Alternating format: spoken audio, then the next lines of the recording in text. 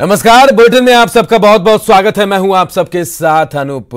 शुरुआत बिहार के टॉप 10 खबरों से, जो कोरोना को लेकर अपडेट हम आपको दे रहे हैं। बिहार में कोरोना पॉजिटिव मरीजों की संख्या जो है वो 549 पहुंच गई है। अपडेट हम आपको बता रहे हैं बिहार को लेकर क्या कुछ कोरोना का अपडेट है, ये हम आपको ग्राफिक्स के जरिए बताने की कोशिश कर रहे हैं। और आज की बात करें तो आज 7 नए मरीज बिहार में मिले हैं। किशनगंज, भागलपुर में भी नए मरीज मिले हैं। इसके अलावा औरंगाबाद और जहानाबाद में भी एक एक मरीज मिले हैं। शिवहर में आज एक मरीज मिला है, जबकि सासाराम से 2 मरीज मिले हैं आज। वहीं सासाराम के एक मरीज की मौत भी हो गई है। इस मौत के बाद बिहार में मरने वालों का आंकड़ा 5 हो गया है। बिहार में अब तक 218 लोग कोरोना से ठीक भी हुए हैं। और अब तक हम बात करें 31,084 सैंपल की जांच हुई है। और एक बड़ी खबर, इस वक्त बिहार में कोरोना का एक नया मरीज मिला है। बिहार में पॉजिटिव मरीजों का आंकड़ा 550 पहुंच गया है। तो देखिए, एक और कोरोना का पॉजिटिव मरीज मिला बिहार में और पॉजिटिव मरीजों का आंकड़ा जो है 550 पहुंच गया। लगातार हम आपको बता रहे हैं बिहार में यह आंकड़ा बढ़ता जा रहा है। लेकिन एक राहत भरी खबर की, जो ठीक होने वाले लोग हैं उनका भी आंकड़ा ऐसे ही बढ़ रहा है।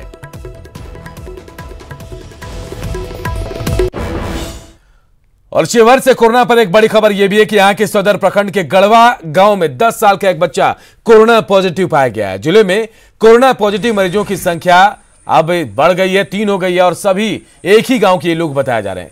डीएम अवनीश कुमार सिंह ने इसकी पुष्टि की और कहा कि जिले के लोगों को घबराने की जरूरत नहीं है। गढ़वा तो पहले से कंटेनमेंट में ही है और बाकी ये सारे लोग काफ़ी लंबे समय से क्वारंटीन में हैं। पूर्व में इनमें से अधिकांश की जांचें जो है नेगेटिव आई थी, लेकिन जो सेकंड टेस्ट हुआ तो उसमें जो महिला थी वो पॉजिटिव हो गई। तो उसी के लाइन लिस्टिंग के क्रम में बाकी लोगों की भी जाँच कराई गई। तो एक 10 साल का बच्चा है वो पॉजिटिव आया। और आज अब से थोड़ी देर पहले सूरत से श्रमिक स्पेशल ट्रेन से 1236 मजदूर पूर्णिया पहुंचे। 36 जिलों के 1236 मजदूरों को प्रशासन की तरफ से फूड पैकेट्स और पानी भी दिया गया। सभी मजदूरों को बसों के जरिए उनके जिले भेजा जाएगा, जहां मेडिकल जांच के बाद उन्हें क्वारंटाइन में रखा जाएगा।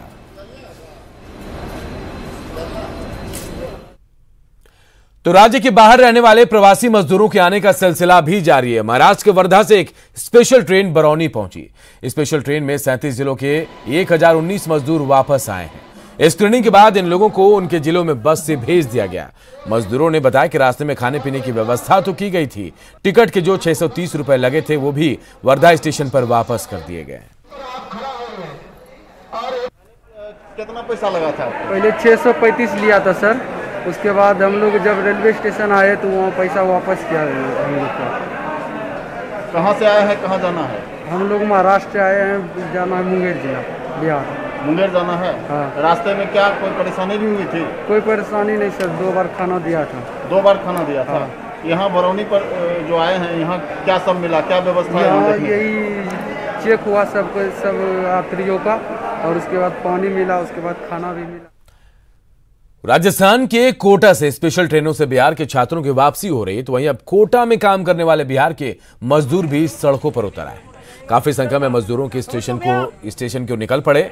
सूचना के बाद पुलिस मौके पर पहुंची और सभी को बसों के जरिए वापस भेजा गया।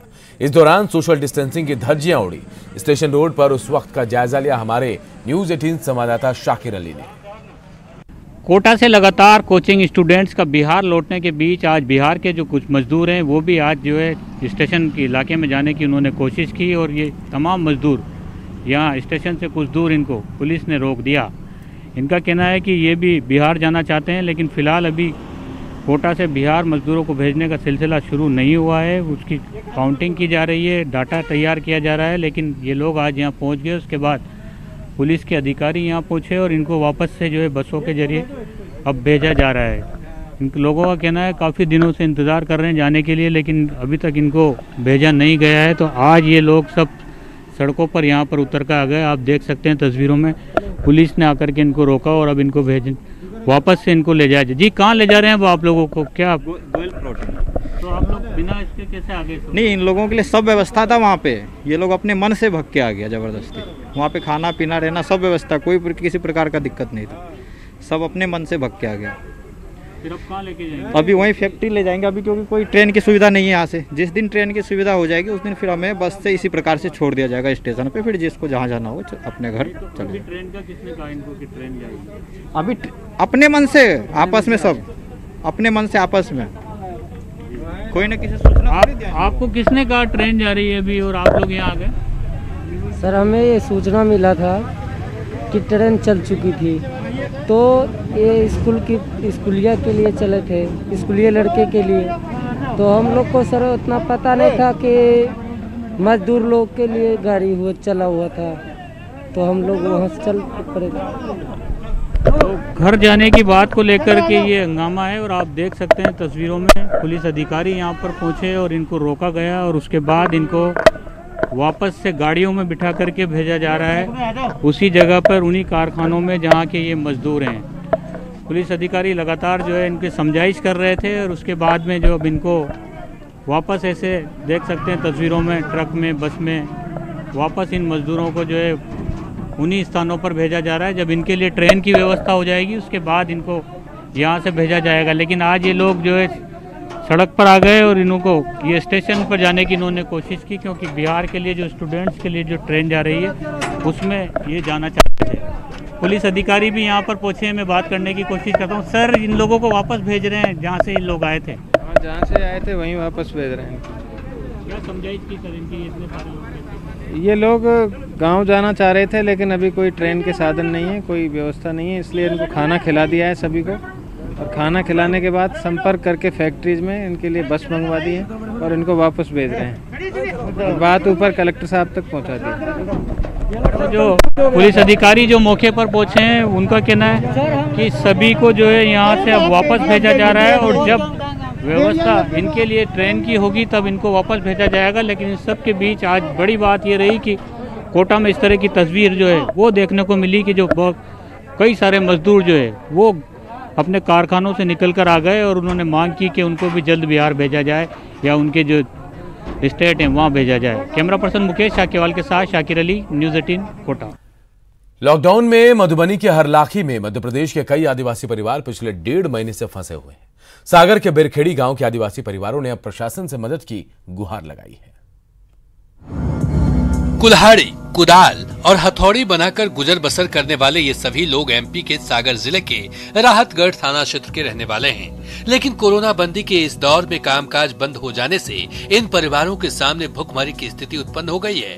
हालांकि स्थानीय प्रशासन की ओर से इन परिवारों को 1-2 बार राशन उपलब्ध कराया गया है, लेकिन उनका मानना है कि वो कब तक प्रशासन के ऊपर बोझ बनकर रहेंगे, लिहाजा वो किसी तरह वापस अपने घर यानी मध्य प्रदेश लौट जाना चाहते हैं। हम लोग वो टंगाड़ी अंगाड़ी बनाती है, छेनी हथौड़ी लोहा बनाती और अपने घर जाना चाहते हैं? घर जाना चाहते सरकार। छोटे छोटे बच्चे हमारे, कुछ धंधा पानी नहीं चलाया था, जो थोड़ा बहुत कमाया था वो 1.5 महीने के अंदर खा लिया। पीने का, हमारे रहने का और कुछ व्यवस्था नहीं है। बाल बच्चा ऐसा ही पड़ा, अब घर जाने का चाह रहे हम लोग। कोरोना बंदी के इस मुश्किल दौर में दूसरे प्रदेशों में फंसे प्रवासी मजदूरों को उनके गृह जिले में भेजने का काम जोर शोर से जारी है। ऐसे में हरलाखी के बैल बाजार में नाउम्मीदी का सितम झेल रहे मध्य प्रदेश के इन आदिवासी परिवारों को भी अपने गृह प्रदेश लौटने की उम्मीद बंधी है। न्यूज़ 18 के लिए मधुबनी से अमित रंजन की रिपोर्ट। कोरोना संकट में बाहर से लोग बिहार वापस आ रहे हैं, ये तो आपने सुना ही होगा। लेकिन बिहार से दूसरे राज्य जाने वालों का कुछ पता नहीं चल रहा है। जी हां, ऐसे में कुछ लोग जम्मू कश्मीर के हैं जो पटना में फंसे और जल्द अपने घर वापस लौटना चाहते हैं। कोरोना काल में अपने परिवार और अपने घरों से दूर होने का दर्द केवल बिहार ही नहीं झेल रहा है। राजधानी पटना में भी दूसरे राज्यों से आए कई लोग फंसे हुए हैं। ऐसे ही कुछ लोग जम्मू कश्मीर से हैं जो न्यूज़ 18 से अपना दर्द बयां कर रहे हैं। खाने के लिए पैसा नहीं है, वहाँ घर में सब बच्चे परेशान हैं, बीवी परेशान है, किसी की तो घर के लोग बीमार है, तो कहीं से कुछ कनेक्शन नहीं है। तो बच्चे भी अस्पताल में हैं, हमको यहाँ से निकाल दीजिएगा। इनकी संख्या 17 से 18 लोगों की है। ये लोग हर साल ठंड के सीजन में कश्मीरी गर्म कपड़े बेचने पटना आते हैं। इनका आरोप है कि बिहार सरकार इनकी गुहार पर ध्यान नहीं दे रही है। एसडीएम साहब बोला कि कश्मीरी बाबू हम इसमें कुछ नहीं कर सकते, आप जहां हैं वहीं रहिए। जबकि वहां पर हमको एक पुलिस का विभाग आदमी बोला कि आप निकलिए निकलिए, यहाँ क्यों आए हैं। मुख्यमंत्री जी कम से कम इनके बारे में सोचिए। आपके मजदूर देश दुनिया में जहाँ भी फंसे हैं आप बिहार बुला रहे हैं, लेकिन कुछ कश्मीरी जो है वो पटना में फंसे हुए हैं और इंतजार कर रहे हैं कि सरकार उनको उनके घर तक पहुंचा दे। कैमरा पर्सन अजय दुबे के साथ अमित कुमार सिंह, न्यूज़ 18 पटना। लॉकडाउन के दौरान बच्चों की पढ़ाई ना छूटे और घर बैठे सिलेबस पूरा हो, इसे लेकर सरकार ने पहली क्लास से 12वीं तक के पाठ्यक्रम को ऑनलाइन कर दिया है। ऑनलाइन पढ़ाई से कितने बच्चों को फायदा होगा, इस पर ध्यान नहीं दिया गया, क्योंकि सरकारी स्कूलों में पढ़ने वाले ज्यादातर बच्चों के पास ऑनलाइन पढ़ाई के कोई साधन नहीं है। बिहार राज्य पाठ्य पुस्तक प्रकाशन निगम ने क्लास 1 से लेकर 12वीं तक की सभी किताबें चैप्टर वाइज वेबसाइट पर अपलोड कर दिया है। यह सोचकर कि डिजिटल इंडिया के इस दौर में सरकारी स्कूल के बच्चे भी हाईटेक हो गए होंगे और इसका लाभ 76,000 प्राथमिक विद्यालयों और 7,000 हाई और +2 स्कूल के छात्रों को मिलेगा। लेकिन जिस राज्य में आज भी 90% गरीब बच्चे ही सरकारी स्कूलों में पढ़ाई करते हों और जिनके पास मोबाइल फोन और कंप्यूटर की सुविधा उपलब्ध नहीं हो, तो कैसे इसका लाभ मिलेगा? तो सुनिए स्लम के बच्चों और अभिभावकों से ही कि ऑनलाइन पढ़ाई कर पाएंगे या नहीं। पटना के चितकोहरा के पास हम मौजूद हैं और यहाँ पर कई सरकारी स्कूलें हैं। जो स्लम बस्ती के बच्चे हैं सरकारी स्कूल में ही पढ़ाई करते हैं। कुछ बच्चे से ही हम बात कर लेंगे। ऑनलाइन पढ़ाई करोगे आप? ऑनलाइन मोबाइल रहेगा तो न करेंगे। पापा के पास है? पापो तो नहीं है, पापा तो बटन वाला लगते हैं। मोबाइल रहेगा सर तब न पढ़ेगा, मोबाइल जिसका नहीं है कैसा पढ़ेगा। सरकार को भली भांति मालूम है कि आज भी राज्य में 20 से 25% भवनहीन स्कूल और 40% संसाधन विहीन स्कूलों के बच्चे पढ़ाई करने को मजबूर हैं, जहां न पढ़ने के लिए सही कमरे हैं और न ही बैठने के लिए बेंच। ऐसे में यहाँ पढ़ाई करे भी तो कौन करे, लेकिन गरीब बच्चे स्लेट और बोरे लेकर मजबूरन आज भी पढ़ाई करने आते हैं। प्राथमिक शिक्षा निदेशक की माने तो राज्य के 2.5 करोड़ बच्चे को ऑनलाइन पाठ्यक्रम का फायदा होगा।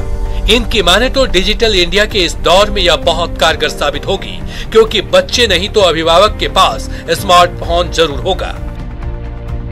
गरीब घर है फिर भी उनके पास स्मार्टफोन लगभग होता है, तो वो वहाँ पे इजीली जो है सो कर सकते हैं। बच्चों के पास भले ना हो, लेकिन पेरेंट्स के पास होता है, टीचर के पास होता है, तो वहाँ से वो उसको पढ़ सकते हैं। जाहिर है सरकार ने बच्चों की बेहतरी के लिए ऑनलाइन पढ़ाई की शुरुआत जरूर की है, लेकिन ये तो वक्त ही बताएगा कि कितने प्रतिशत बच्चे को इसका लाभ मिल पाता है। न्यूज़ 18 के लिए पटना से रजनीश कुमार की रिपोर्ट। और इधर एनएमसीएच में कोरोना के 2 मरीजों को छुट्टी दे दी गई। ये दोनों मरीज पटना के रहने वाले हैं। आरएमआरआई के सैंपल जांच में तीसरी रिपोर्ट नेगेटिव आते इन दोनों मरीजों को छुट्टी दी गई। इन मरीजों ने अस्पताल के डॉक्टर्स का आभार जताया। इसके अलावा आज एनएमसीएच में कोरोना पॉजिटिव नर्स का ऑपरेशन किया गया। मैं कोविड-19 से इन्फेक्टेड हुआ था 22 मार्च को। उसके बाद मुझे यहाँ क्वारंटाइन करके रखा गया था। मेरे अंदर कोई सिम्टम्स नहीं था, लेकिन फिर भी मैं यहाँ क्वारंटाइन में रहा और यहाँ के जो मेडिकल स्टाफ, डॉक्टर, नर्सेज जो भी हैं, उन्होंने अच्छा ख्याल रखा है। मैं बिहार सरकार को भी धन्यवाद देना चाहूँगा जो उन्होंने इतनी अच्छी व्यवस्था की है। अभी तक देखिए जो टोटल हम लोग के यहाँ 137 जो है पॉजिटिव केस आए हैं, जिसमें से आज 2 को मिलाकर 108 लोगों को हम लोगों ने ठीक करके यहाँ से भेजा है। और आज जो 2 डिस्चार्ज हुए वो पटना खसपुरा के इलाके के हैं। लॉकडाउन में हो रही शादियां बहुत ही सादगी से संपन्न हो रही हैं। चुनिंदा लोगों के बीच बिना तामझाम के शादी दूल्हा दुल्हन के लिए यादगार रहेगी। दरभंगा में भी एक ऐसी ही शादी कराई गई जो जिला अदालत की पहल पर संपन्न हुई। ये तस्वीर है दरभंगा जिले के बेहेरी थाना के ठाठोपुर गांव के रहने वाले होरिल पासवान की शादी की, जो चंद लोगों के साथ बारात लेकर सारा मोहनपुर गांव पहुंचे हैं। मंडप में खड़े दूल्हा दुल्हन अपनी शादी के लिए बहुत दिनों से प्रयास कर रहे थे, लेकिन लॉकडाउन के कारण शादी की तिथि बार बार आगे बढ़ती जा रही थी। दूल्हे के बीमार दादा अपने पौत्र वधू को देखना चाहते थे, लेकिन शादी के लिए कहीं से कोई मदद नहीं मिल रही थी। अंत में निराश दूल्हे ने जिला विधिक सेवा प्राधिकार से मदद मांगी, जिसके बाद व्यवहार न्यायालय के विधिक सेवा प्राधिकार के सचिव दीपक कुमार ने खुद आगे बढ़कर मदद की। सोशल डिस्टेंसिंग, मास्क, सैनिटाइजर समेत लॉकडाउन के सारे नियम के पालन करने की शर्त पर शादी करने की इजाजत दी गई। दादाजी बहुत वयोवृद्ध हैं और मरणासन स्थिति में है, जिस कारण ये शादी कराना अनिवार्य था। 2 बार ऑलरेडी शादी चल चुकी थी, लेकिन इनको जो है पास नहीं मिल पा रहा था, प्रशासन से अनुमति नहीं मिल पा रही थी और इनका आवेदन हमारे जिला विधिक सेवा प्राधिकार के पास आया और इसी के कारण जो है सो आज हमने जिलाधिकारी दरभंगा से बात करके और उनसे जो है व्यक्तिगत रिक्वेस्ट करके जो है आज लगभग 2 बजे 3 बजे के आसपास उनकी अनुमति प्राप्त करके इन लोगों को जो है हम लोगों ने कहा कि आप लोग अपना शादी का कार्यक्रम जो है सो कीजिए। लॉकडाउन नियम के पालन की शर्त पर शादी संपन्न कराई गई। वहीं बाराती की कमी को खुद दरभंगा के सब जज सह जिला विधिक प्राधिकार के सचिव दीपक कुमार ने पूरी कर दी और खुद शादी समारोह में पहुंचकर वर वधू को आशीर्वाद दिया। लॉकडाउन में संपन्न ये शादी वाकई दूल्हा दुल्हन के लिए यादगार बन गई, जिसे वो जिंदगी भर याद रखेंगे। न्यूज 18 के लिए दरभंगा से विपिन कुमार दास की रिपोर्ट। बिहार के डीजीपी गुप्तेश्वर पांडे ने बक्सर के कंटेनमेंट जोन नया भोजपुर गांव का दौरा किया। नया गांव में चौक चौराहों पर पुलिसकर्मियों की तैनाती है और सभी जवान सोशल डिस्टेंसिंग का पालन भी कर रहे हैं। डीजीपी ने जवानों को देखकर उन्हें बेहतर करने का पाठ पढ़ाया। डीजीपी ने इस मौके पर जवानों को सलाम करते हुए कहा कि जिस तरह सीमा पर हमारे सैनिक काम करते हैं, आज उसी तरह पुलिस बल के जवान 24 घंटे ड्यूटी दे रहे हैं। वहीं क्वारंटाइन सेंटर से भागने वाले लोगों को डीजीपी ने चेतावनी दी कि वो भाग कर जाएंगे कहां, पकड़े तो जाएंगे ही, ऊपर से कानूनी कार्रवाई भी होगी। हमारी ये जो पुलिस के जवान हैं, ये जो कर रहे हैं, किसी मायने में उन सैनिकों से कम नहीं है। तो मैं इनको सलाम करता हूं। मैं लोगों से बात कर रहा तो उन्होंने कहा हमारे गांव से भी कुछ लोग बाहर गए हैं, गांव में आना चाहते हैं। हमने ऐसे जिज्ञासा पूछा कि आने दोगे, कहा कि कभी नहीं गांव में घुसने देंगे। घर का आदमी कहता है नहीं घुसने देंगे, पहले जाओ क्वारंटाइन सेंटर, 21 दिन रह करके टेस्ट करा करके आओ। छपरा के अमनौर से बीजेपी विधायक शत्रुघ्न तिवारी उर्फ चोकर बाबा पर सदर अस्पताल के डॉक्टरों से बदसलूकी का आरोप लगा है। विधायक के खिलाफ भगवानपुर बाजार थाने में प्राथमिकी भी दर्ज कराई गई है। आरोप है कि विधायक ने बीती रात ड्यूटी पर तैनात डॉक्टर से बदसलूकी की थी। इस घटना के विरोध में डॉक्टर सुबह हड़ताल पर चले गए, लेकिन डीएम के आश्वासन के बाद डॉक्टर काम पर लौट आए। हालांकि विधायक ने अपने ऊपर लगे आरोप को गलत बताया, जबकि पुलिस जांच के बाद कार्रवाई की बात कह रही है। किसी पेशेंट को देखने आए हुए थे, जिसका इलाज चल रहा था, इमरजेंसी वार्ड में इलाज चल रहा था। उसी के इंजरी के बारे में वो पूछताछ करने लगे और गलत रिपोर्ट, जख्म प्रतिवेदन बनाने के लिए दबाव बनाए और गाली गलौज किए। हम उनसे पूछे कि आप हमको पहचानते हैं कि नहीं, हमारे साथ व्यवहार ठीक नहीं किया, तो वो बोला कि हम नहीं पहचानते हैं। मुझे पेपर ऊपर कभी पढ़ते हैं तो पेपर हम आज तक नहीं पढ़ते हैं। उसी पर वो हमारे साथ गलत व्यवहार किया और जब सीएस साहब आए, राम इकबाल बाबू आए, आकर हमारे साथ बहुत बढ़िया बिहेव किए और वो पूछे ये क्या बात है, तो हम बताए, तो बोले जी तो गलत किया है। सदर हॉस्पिटल में आया, जिसमें कि तुरंत सदर डीएसपी को भेजा गया। जो भी मामला पता चला है उसमें यह बात सामने आई है कि माननीय विधायक वहां पे सदर हॉस्पिटल में पहुंचे थे। वहां पे ऑन ड्यूटी एक डॉक्टर थे, उनके साथ कुछ कहा सुनी हुई। और एक बड़ी खबर कटिहार से, जहां गंगा और कोसी नदी के संगम पर 2 नाव पलट गई। नाव पर सवार लोग दियारा इलाके से तरबूज लेकर आ रहे थे, तभी आंधी और तूफान के कारण ये नाव पलट गई। दोनों नाव पर कुल 15 लोग सवार थे। 8 लोगों ने तैरकर किसी तरह अपनी जान बचाई। वहीं हादसे के बाद 7 लोग लापता हैं। कटिहार के डीएम और एसपी ने मौके का जायजा लिया है। डीएम ने कहा कि खगड़िया से एसडीआरएफ की टीम को बुलाया गया है। कौन नाव पर चले? नाव दुर्घटना हुई। हाँ देखिए, कुर्सेला में यहाँ एक बहुत ही अनफॉर्चुनेट इंसिडेंट हुई है और 2 नाव पलटने की खबर है, उसी में हम लोग आए हैं और 7 लोगों के मिसिंग होने की अभी जानकारी है। तो एसडीआरएफ की टीम को हम लोगों ने खगड़िया से बुलाया क्योंकि रात भी हो गई है। तो इसमें जो भी रेस्क्यू ऑपरेशन है उसको किया जाएगा और जो भी निर्धारित मुआवजा की राशि है सरकारी नियमानुसार, वो हम लोग तत्परता से और ससमय और इस बुलेटिन में फिलहाल इतना ही, लेकिन खबरें लगातार जारी है। देखते रहिए न्यूज़ 18 बिहार झारखंड।